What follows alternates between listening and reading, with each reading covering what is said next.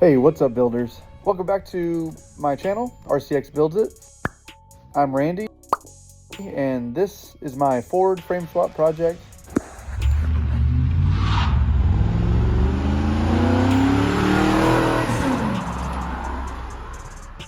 If you're new here or a longtime viewer, I appreciate you checking out my YouTube channel. This is my 1960 Ford F100 that I have swapped onto a 2003 Lincoln Town Car. This whole project has taken me over 5 years. I wasn't planning on it taking that long, but as I'm sure everybody's aware, life has other plans. I've already gotten this truck on the road, and I've made it my daily driver. I've put over 4,000 miles on it, and in kind of that way, it's a bad thing. After I started driving it around, I didn't want to work on it anymore. It seemed like anytime I did any kind of work on the truck, it would just stay in one spot in the garage, and it would just kind of sit there, get in the way of all the other projects I had going on. But I found that I would drive the truck to and from work on the highway, especially. The noise was so high, the road and wind was just unbearable. Reading the decibels, I could get almost to 95 with the climate control and radio going on. So 95 decibels in the truck was really loud. Now, I haven't done the best job in the body as far as body work goes and sheet metal to mitigate the sound coming into the cab, but I thought I could cover up some of it by putting a carpet in and the sound deadening blankets in the back of the cab and the floor. New glass in the doors and the rear of the cab with all new seals. I swapped out the big mirrors I had on here previously, but that's more of an aesthetic thing, so no change in the sound. No real change to function. I was trying to get rid of that Dumbo ear look. The 4.6 liter Ford V8 sounds pretty good with the glass pack thrush mufflers. I don't want to change the exhaust out. I was just trying to decrease the road noise. So installing the carpet was probably the cheapest, maybe the easiest modification. I picked up the carpet from my local junkyard for 20 bucks, and I made some of that back by scrounging around the floor of the 2001 Lincoln Town Car that I harvested the carpet from. So after putting a barrier between the floor and the spaghetti wire harness, I'm avoiding placing the carpet on top of. I just don't want to deal with that wire, so I'm just going to put the carpet on top of it, kind of hide it. It only decreased the decibels inside the cab to about 87. So with no climate control running and no radio, the noise was probably at 90 on the highway. So it was a reduction of about 3 decibels. It could definitely improve with some of the holes filled inside the cab. If I were to cover up the gaps in the floorboard, the carpet where it meets the truck floor, if I were to cover up all the gaps, headliner would also improve the truck. It would improve the feel, but I'm not going to spend a fortune on shipping to get the headliner installed on this truck. I just got to remember that this was never a restoration project. This is more of a let's see if I can get it on the road and running kind of project. Now, I know replacing the windshield and the seal will fix a huge amount of wind and rain, for that matter, from coming inside the truck cab. But my issue of putting the rear glass in, where I tore the seal all up, I'm going to hold off on that project for a while. That should catch everybody up on the truck project so far. Again, thanks for tuning into the channel. Please feel free to leave a like and a comment, and don't forget to subscribe. As of right now, we're almost 100 at 650 subscribers, so I'm closing in on my 1,000 subscriber goal. All right, let's get back into it. Okay, it's the next day. The carpet install did not go exactly as I had planned. It doesn't fit exactly where it needs to. The bolt holes line up well, but it doesn't fit well in the footwells. And the passenger side is probably the worst one. But the reason it doesn't fit as well is because the wire mess in the middle, after I had de-loomed it and just crammed it all back on top of it, it's just a big hump. So the carpet doesn't sit well in that. And I bolted the seats down, and that's probably as far as I'm going to go with the carpet install. In the back here, I just put up a moving blanket and a Mexican blanket just to try to hide that where the carpet meets the back of the cab. It's just kind of bunched up back there. I threw my speakers back in and I was working on wiring it all back up, and it got me to my next stop. My next obstacle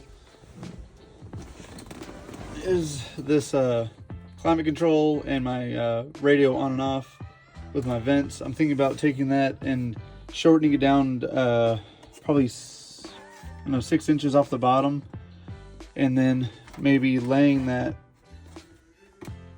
into maybe underneath the dash, so that the footwell is opened up. But the carpet does hide a lot of the flaws in the floor. But I'm thinking about taking this and modifying a little bit. Here you can see the one of the vent hoses for the heater. But that's my next thing. I'm trying to take this this little contraption down, try to shorten it, and then I can maybe put it up underneath the dash here.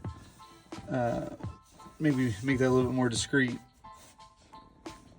But the carpet's in. But you can see where it doesn't quite line up where it needs to. Maybe I'll come up with a little trim over that, try to hide it.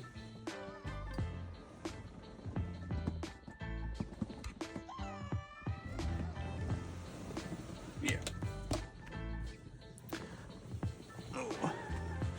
But that's where I stopped yesterday, and I'm kind of bummed it didn't line up as well as I had hoped, but it was off of a 2001 Lincoln Town Car. I'm pretty sure all the Lincoln Town Cars from 2001 all the way to 2011, all the carpets will fit. I guess depending on the package, if it was like a Signature or a Cartier or Executive, the wheelbase might change. But I think this carpet would have fit even better if I didn't have that giant spaghetti mess in the middle of the floor here. But I'm gonna keep on moving on, and then just keep trying to knock out these little jobs.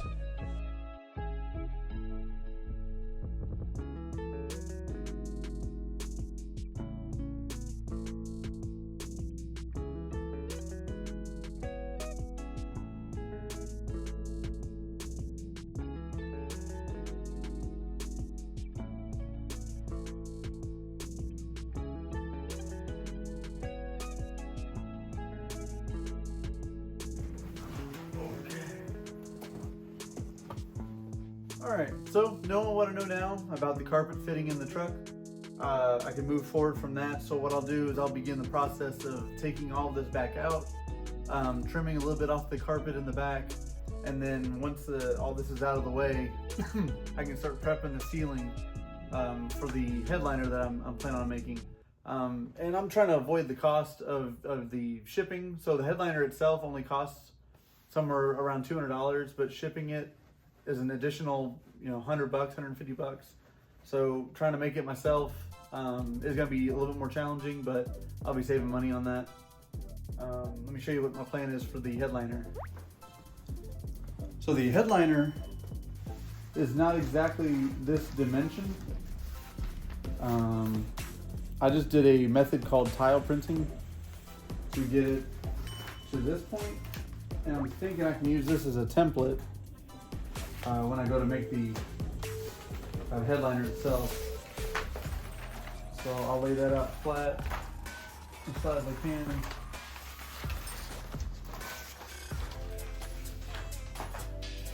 So from the website, you can order a brand new headliner. This is the dimensions I'm going to be trying to make. It's 47.5 inches from I guess B pillar to A pillar, and then it's 43.5 inches in the back.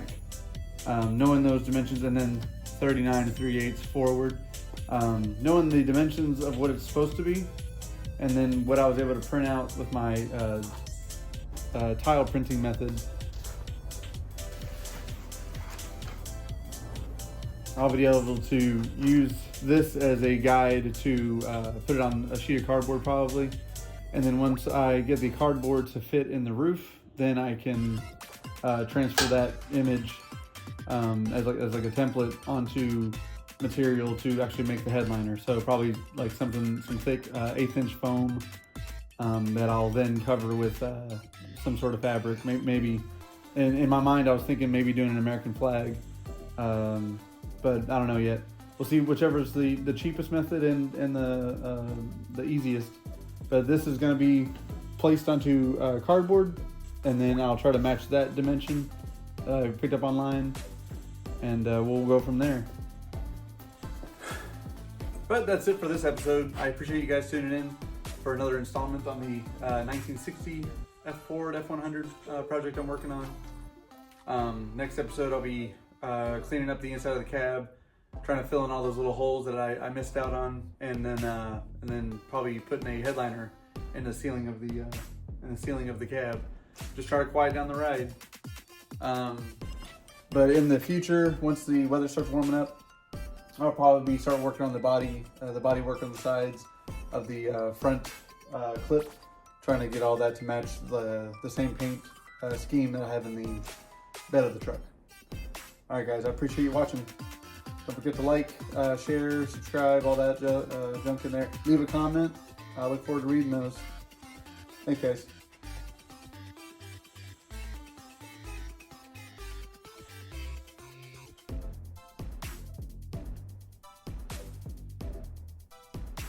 RCX builds it.